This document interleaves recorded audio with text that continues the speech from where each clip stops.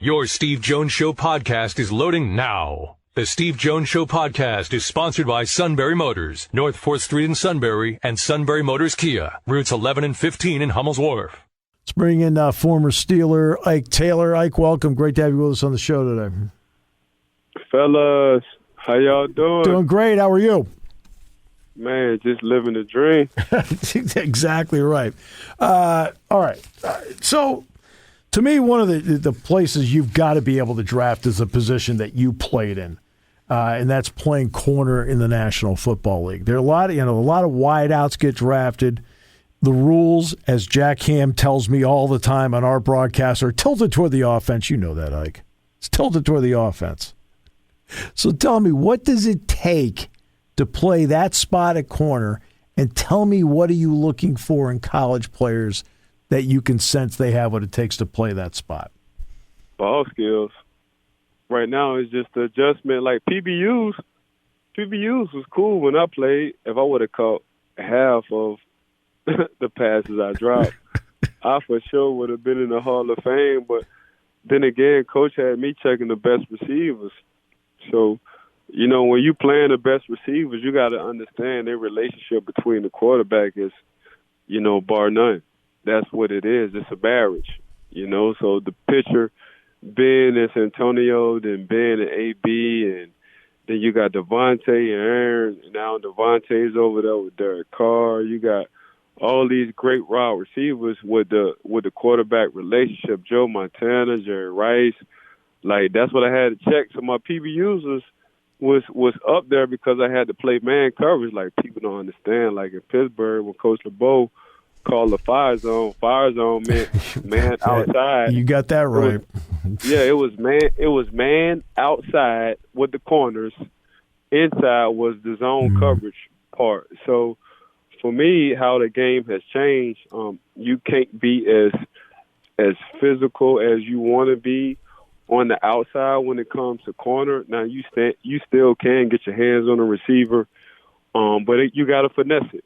You can't be as aggressive as we once was. So, okay, how you stop a quarterback from throwing your way as many times as possible, and that's just coming down with the ball. Yeah. So a lot of these great corners who got good ball skills like receivers, that's why you see in this day's draft, the 2022 draft, man, whether you was getting to the quarterback or whether you was a corner between Derek Stingley and Sauce Gardner, them guys, they're able to lock up and just hold down one side of the field. And between, Sauce and Derek Stingley, we all knew Derek Stingley coming out of LSU, man. Yeah, he kind of maxed out as a freshman. Mm-hmm. Yep. So he didn't need to do anything else his sophomore and junior year, because what you was looking for between the sophomore and junior, Derek Stingley did that as a freshman. Now, Sauce needed to do that at Cincinnati because he had to keep proving himself over and over again. Now we talking my turkey. Yep. So you understand exactly what I'm saying. So, I mean, what Sauce had, Sauce got the height, the speed, he got the IQ, but what Stingley did, then when you ask, who could have played receiver, they said, don't forget, Ike, man, Derek Stingley probably would have been one of the best receivers at shoot. And this is the time where Justin Jefferson and Jamar Chase was playing receiver as well. Yeah. So then you see why he goes so high at number 3 in the 2022 draft. But that's how I look at it, man. You can't be as aggressive from the line of scrimmage. You can't be as handsy. You just can't be. There's certain little things. You can get away with a tug of the jersey for the first 10 yards, but you got to release them after that. Yeah, and that's what I see these good corners doing nowadays. They just got great ball skills. Yeah. So if Revis could have played in any generation. Yes, he could have. No question. Any generation. Yep. So that's because of his ball skills. Yeah. And they wasn't throwing to Revis as much once he started picking the ball off. And even when they did throw it his way, he still found a way to find the ball. Yeah.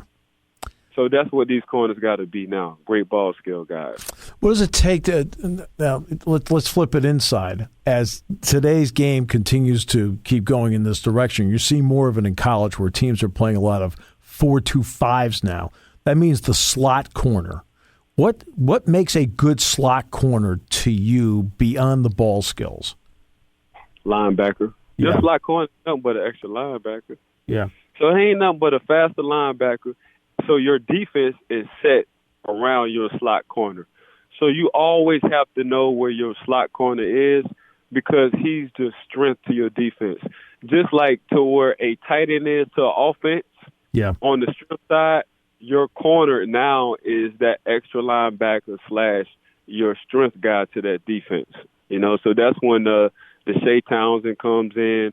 That's when the Will Gates come in. Now that Mike Hilton left Pittsburgh and he went to Cincinnati, now he's the new guy in the slot.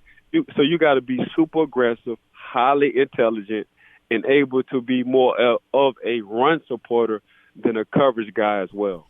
Yeah, because if you're going to play that spot, it's usually going to be the receiver.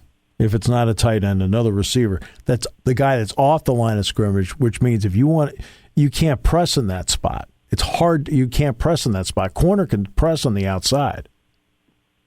It's the hardest position. When you talk about a slot corner, yep, it's the hardest position to play on defense. And it's the reason why it's the hardest position, because you're covering from inside out. So the field is wider, the field is longer, you have more ground to cover. So your anticipation skills have to be little to none, damn near like a Spider-Man. Yeah. So how do you think the Steelers ended up drafting? How would you look at their draft when you ended up seeing all the guys they picked? Usually Pittsburgh don't hit on what they want. They hit on what they need. Yeah. And for this draft, I think they got the best of both worlds. They hit on what they wanted and what they needed. And I think the only reason why this happened was because the first 5 draft picks were defensive guys. So that kind of created a domino effect. Usually when we talk about the top 5, we're talking about wide receivers, tight ends, quarterbacks. Offensive linemen, quarterbacks. Now that, Pittsburgh got the first quarterback of the first round in the draft, so that kind of differentiate everything else. But when it came down to how the draft was going, the reason why these, top 5 guys went on defense, it gave a huge window for the offensive guys, especially the quarterbacks, to get drafted late. So now you're starting to see where teams are pairing up quarterbacks with college guys. Yeah. Jalen Hurts, the Kyler Murrays, anybody you play college with, they want the familiarity when it comes down to the quarterback. Yeah, So Joe Burrow, Jamar Chase. Yeah. They want the, what's the word I'm looking for? Familiarity. They want the comfort. Yeah, the comfort level. Like, yep. Who you comfortable in throwing to? And like you say, the Joe Burrows, Jamar Chase, the Jalen Hurts, the Devontaes. It's a lot of comfort level when it comes down to that. And to be honest with you, it really makes sense because the rules have changed nowadays. And the rules don't go in your favor on defense, like they don't. Not at all. They don't. Jack and I talk about that all the time. It's like the rules are all about scoring, and even look at in the Super Bowl. Yeah, Jalen Ramsey and the Rams won, but the long touchdown pass. I mean, Ramsey gets his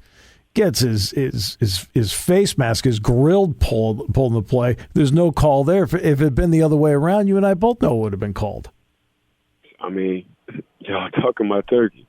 So now y'all see how hard it is. Being defensive back in the league. By the way, we still got to come up and make tackles on running backs, tight ends, and receivers. That's right. So it's not just the covering part. And for a defensive back, we're the last line of defense. Right. So if we get beat, it strike up the band. Yeah. A defensive lineman can mess up. He got a linebacker to back him up. A linebacker can mess up. He got a secondary guys to have his back. a secondary guy technically can't mess up. Yeah. Well, how long did it take for you to be in the league? And it may have been right away, it may have been in college, to develop short memory. We're like, okay, the heck with it. I'm going to the next thing. You got to have I don't give a what attitude. Exactly. Yep. You to play corner. Yeah. Just period. Yep. You got to be very edgy. And Coach Tomlin used the terminology: gunfighters get shot. Yeah. And he was talking about the secondary guys. Like, you shoot, you're going to wind up getting shot as well. Yeah. You just can't get shot as many times as you shoot. Yeah. So that's what kind of always stuck in my head. Then having the great Dick LeBeau as your coordinator, having a guy named Troy Polamalu. Yeah. Then you have, which he don't get enough credit, Coach Ray Horton. Probably was one of the savviest coaches I've ever been around. Matter of fact, he played for the Cincinnati Bengals. Mm-hmm. Yep. So it's just, you got to finesse now more than anything. It's amazing. Great, hey, great having you on the show. This is a fun conversation because it opens up an insight for fans, in terms of how you have to think and how you have to live that spot. And we appreciate the fact that, as always, you're so open about it. Yeah, I appreciate y'all, boys. Hey, thanks so much. I appreciate you. Hey, thanks for having me on the show, fellas.